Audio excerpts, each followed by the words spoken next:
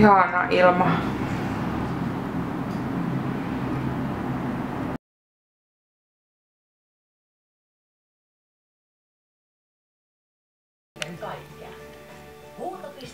Sä teet. Mä kuvaan sua. Miksi? Kun sä oot kipeä. Amerikan kovimmat keräilijät. Onko se videokuvaa vai kuvaa? Videokuvaa. Ei. Aivan hillitön Jaajon Jorma.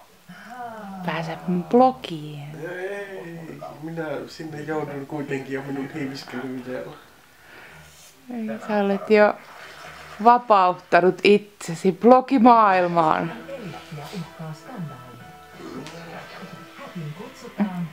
Onko huono oloa? Mä voisin mitata uudelleen ton lämmön, jos mä kerran ton TVn uunin perusteella äsken mittasin, niin se välttämättä pitää paikkaansa.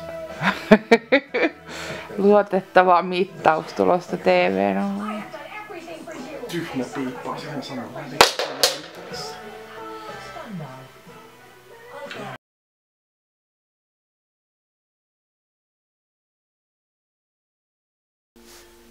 Moi! Tänään on sairaspäivä. Viime viikon torstaina mun pojalle tuli eka semmonen hirveä paiseihottuma koko kroppaa ja kurkku oli turvannut.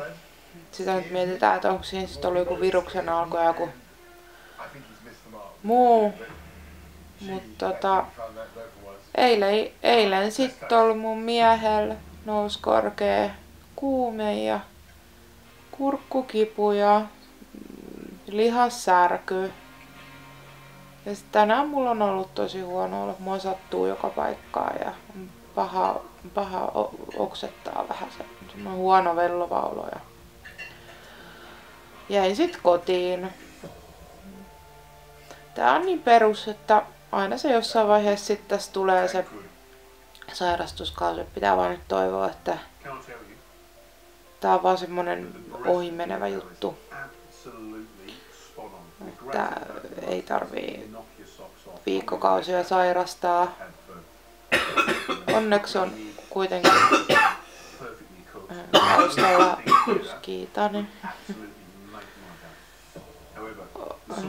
Niin, onneksi on helppo kuitenkin jatkaa ruokavalioa. Et ainoa ongelma tässä on tällä hetkellä se, että pitäisi jaksaa mennä kauppaan. Kuinka paljon helpompaa olisikaan tilata nyt pizzaa?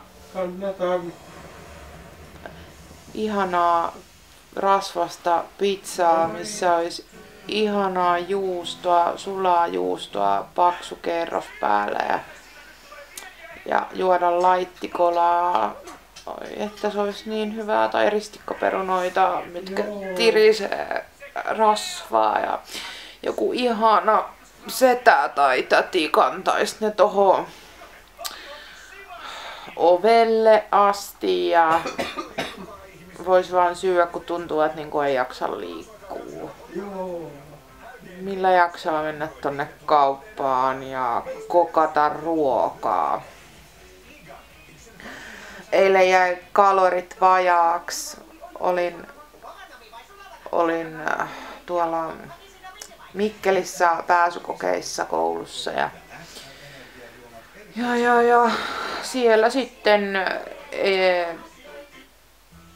menin aika huonolla, tai siis söin ihan niinku kuuluukin, mut sitten jäi liian vähäksi kalorit. Ja illalla kun tuli, niin mullakin oli jo kipeä olo ja väsyn olemaan jo 8 tuntia autoa.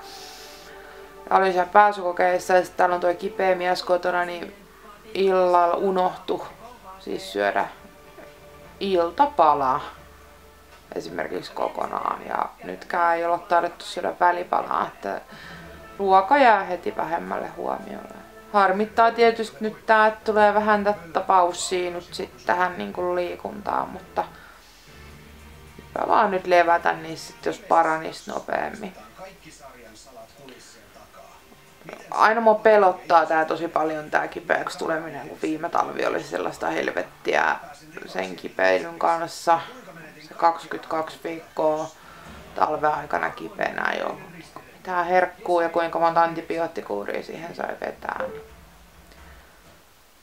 toivon parasta, että tää on tämmönen joku ihan parin päivän juttu ja sitten ollaan taas jaloillaan tuolla riekkumassa. Aamulla yritin lähteä lenkille, mutta onneksi en lähtenyt. Se on hyvä juttu. Mut pitää kyllä sanoa, että on tänä syksynä ollut vähemmän kipeää kuin aiempina syksyinä ja toivon, että se jatkuu, kun on tämmöinen aktiivinen, hyvin syövä ihminen. Yes.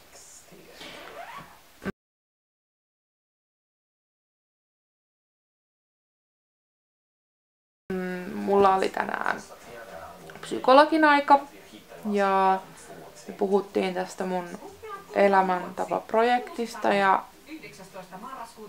pidetään molemmat hyvänä juttuna tätä ja mietin niitä rajoja, että missä vaiheessa pitäisi esimerkiksi huolestua, jos kun mä pelkään aina sitä, että menee yli. Mä pelkään dieettejä ja ruokavalioita kaikkia sen takia, koska mä noudatan niitä niin orjallisesti, että se menee yli. Ja mä sovin itseni kanssa, että siinä vaiheessa, kun mä alan kokea ihan käsittämätöntä syyllisyyden tuntoa siitä, jos mä en noudata ruokavalioa pilkun viilauksen tarkasti, että joku ei mene optimaalisesti, niin sit mun pitää tarkastella uudestaan mun fiiliksiä ja oloja. Ei siis sitä, että mä lopettaisin sen, vaan sitä, että pitää palauttaa itsensä takaisin sille tielle, että minä olen oikealla tiellä, minä teen hyvää juttua.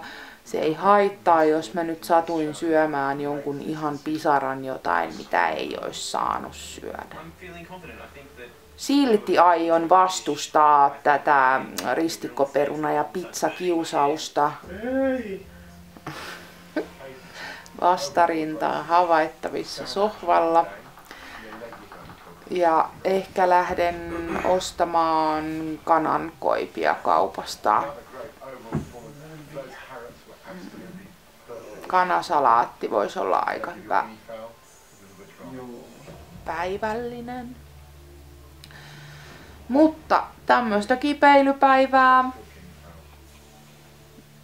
tällä kertaa.